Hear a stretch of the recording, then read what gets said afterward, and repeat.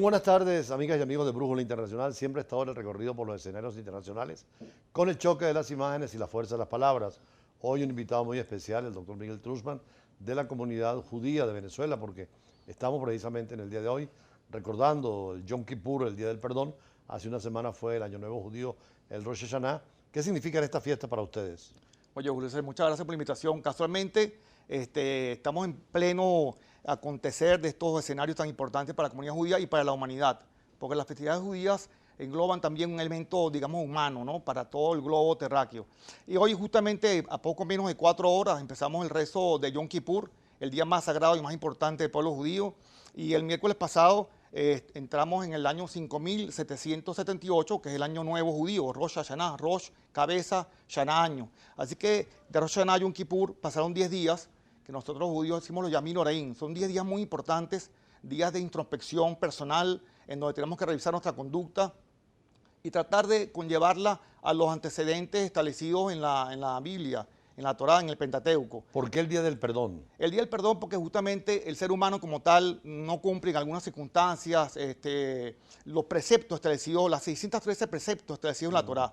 Evidentemente como ser humano cometemos pecados, cometemos errores, conductas inapropiadas, tanto oralmente como de hecho. Por lo tanto, el Día del Perdón es justamente para eso, para pedir perdón, para rectificar, realmente recomponer nuestra conducta en función de que para el año siguiente, a partir del domingo, que ya empieza el año siguiente judío, podamos tener una conducta más acorde con esos preceptos talmúdicos tan importantes que son las costumbres, las tradiciones del pueblo judío. ¿Cuántas sinagogas en Caracas celebran esta noche? Mira, yo el calculo evento? que en Caracas hay alrededor de 21 sinagogas. Recuerda que hay sinagogas que tienen el rito sefaradí y sinagogas que tienen el rito ashkenazí. Es bueno explicar los judíos sefarditas y los judíos eskenazí. ¿Qué Sí, los judíos diferencia? separatistas provienen básicamente de los países árabes y de África, ¿no? Y los judíos ashkenazitas de Europa Oriental, de Europa Central. Tienen sus costumbres, pero también su idioma, ¿no? Bueno, somos muy parecidos, pero claro, recuerda que los orígenes, digamos, geográficos, el elemento, digamos, gastronómico también es importante, el elemento, digamos, el ritual de cómo el cántico de las oraciones también es diferente, pero en definitiva es la misma comunidad, el mismo sentimiento, las mismas tradiciones en global. Los sefardistas siguen hablando el viejo ladino, el español antiguo. Bueno, en algunas circunstancias se habla un poco el ladino, pero realmente lo que hablan más que todo los sefarditas es la jaquetía, igual que los ashkenazí, el yiddish. Los sefarditas Más hablan la cercano al jaquetía. alemán, el yiddish. Sí, exactamente. Entonces tenemos esas costumbres, digamos, típicas de cada región de donde venimos, ¿no? De Marruecos, mis padres vienen de Tetuán, de Marruecos, como gran parte de los judíos sefaradíes de Venezuela.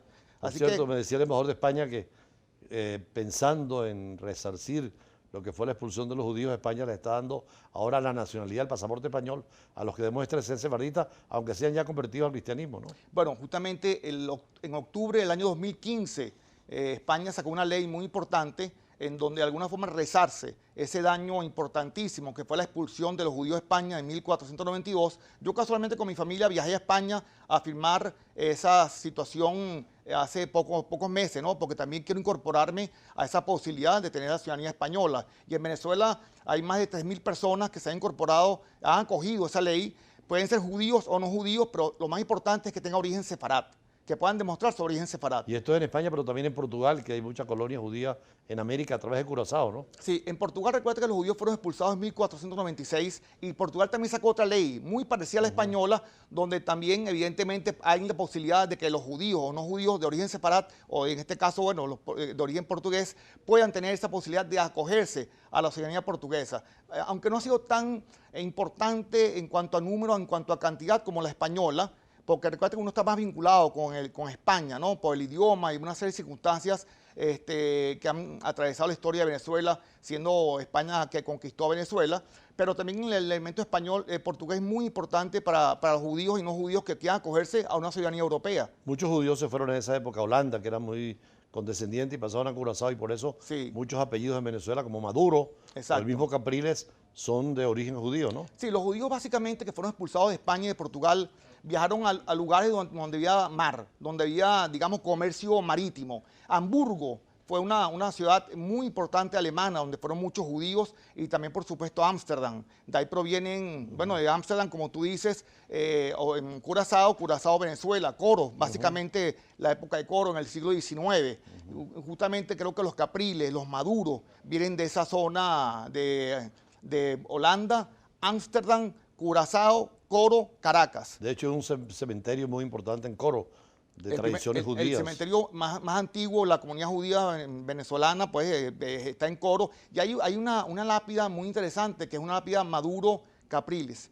Que es interesante pues, Ojalá que ese pasado, por todos los acontecimientos históricos que vimos en nos Venezuela. uniera también en el futuro. Bueno, justamente la religión nuestra y estas festividades que estamos atravesando en estos momentos, Rosh Hashanah, Yom Kippur, después tenemos Simha, después tenemos el Sukkot, que es una fiesta de las cabañas, muy importante. El miércoles es Sukkot y después tenemos Simhat Torah. Es una fiesta o son conmemoraciones que tienden también a hablar de la humanidad, de cómo nosotros tenemos que comportarnos con los semejantes, porque justamente una de las baluartes, de las piedras angulares del judaísmo es el tratar bien a sus semejantes. O sea, eso es fundamental y creo que una cosa que Dios ha dicho, digamos, en las Escrituras, a través de Moisés, es que los pecados, digamos, religiosos, los pecados contra los salmos se pueden perdonar, pero los pecados contra los semejantes no. Justamente por eso este perdón, estos días de reflexión, los llamados Yamin Oraim, son para pedir perdón a nuestros semejantes por cualquier cosa que hayamos hecho,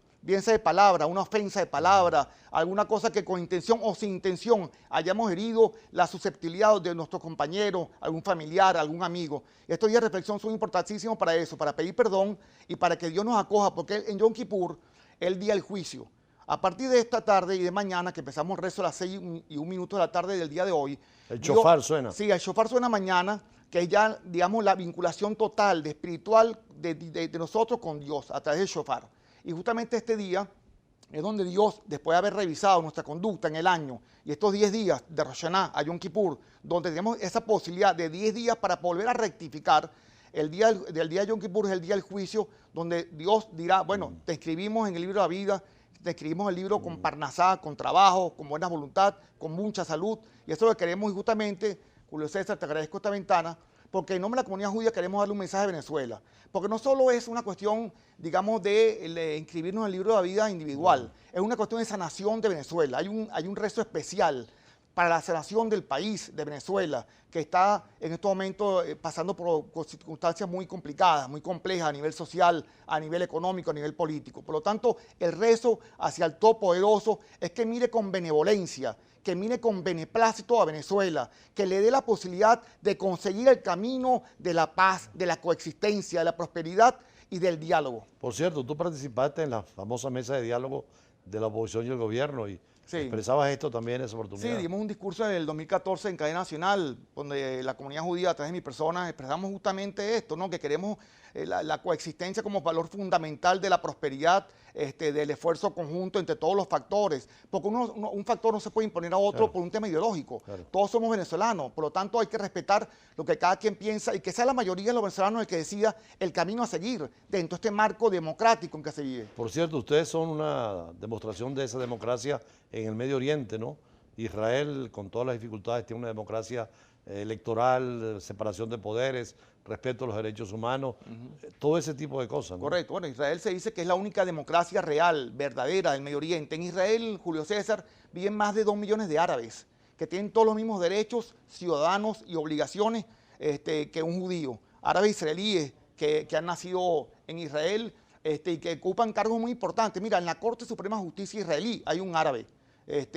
Igual en diferentes cargos legislativos. El tercer grupo parlamentario, la Knesset, más importante, es palestino, es árabe. ¿Cuándo se acabará ese problema entre Palestina e Israel? Mira, hay un elemento fundamental ahí. Yo creo que primero tienen que dirimir sus diferencias el grupo Hamas y Al-Fatah. Que son dos grupos en la medida, palestinos. Exactamente. En la medida que entre ellos no se pongan de acuerdo para determinar el grado, cómo van a dirigir los destinos del pueblo palestino, va a ser muy difícil llevar una paz duradera en el Medio Oriente y en Israel. Pero habrá dos estados independientes soberanos. ¿Perdón? Dos estados independientes soberanos, respetándose uno y otro. Bueno, mira, esa es la tesis fundamental. Ojalá, Dios quiera, se pueda lograr en el corto, mediano plazo, dos estados independientes, soberanos, que se respeten la frontera, que haya seguridad, que es lo que desea Israel. Pero es complicado porque creo que el factor religioso juega un rol muy, muy importante en el Medio Oriente. Estamos viendo qué está pasando en Siria, en Irak, en el Yemen, con los hutíes. O sea, los temas de, digamos, de las facciones chiitas y sunitas en el Medio Oriente juegan un rol muy importante entre las confrontaciones bélicas entre estos dos grupos, y eso de alguna forma salpica a todo el Medio Oriente, Israel. Tú no mencionas ahí a los drusos. Y los drusos que ahorita, bueno, también colaboran con Israel, ¿no? Colaboran con Israel. Y es más, yo estoy de acuerdo, de verdad, ahora que está el tema del separatismo del Kurdistán, que hubo una votación. Esta semana yo estoy de acuerdo que tienen el derecho los kurdos de tener su propio Estado. Casi 50 millones de kurdos. Exactamente, tienen sus propias costumbres, tradiciones, lenguaje. ¿Por qué los kurdos no pueden tener un Estado? Bueno, todo esto es producto de la declaración Balfour y la Primera Guerra Mundial, pero vamos a seguir después en el próximo corte, siguiendo, conversando con Miguel Truzman, el Medio Oriente y sobre todo hoy el Yom Kippur, que es el Día del Perdón.